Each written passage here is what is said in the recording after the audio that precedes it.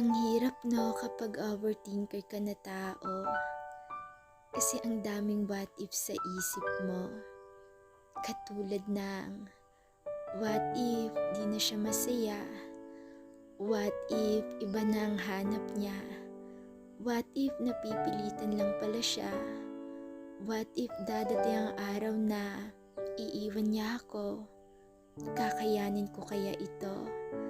Ang hirap lalo na pag LDR kayo. Hindi mo talaga maiiwasan na mag-overthink sa partner mo. Lalo na wala siyang assurance na binibigay sa'yo. Para sana man lang makalma yung puso mo. Yun bang LDR na nga kayo? Hindi pa magawang mag-update kung saan siya pupunta. Minsan magugulat ka na lang na makikita mo na sa my day niya na kasama niya pala yung tropa niya.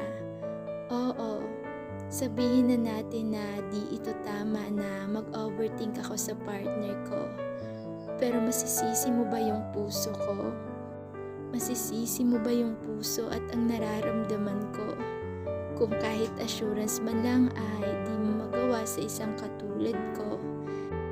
Na kahit simpleng chat man lang o pangangamusta man lang like kamusta ka na?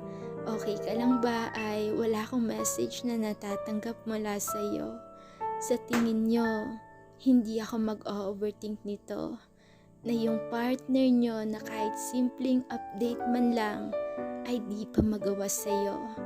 Alam nyo minsan, hindi nyo din masisisi ang isang tao kung nag-overthink siya.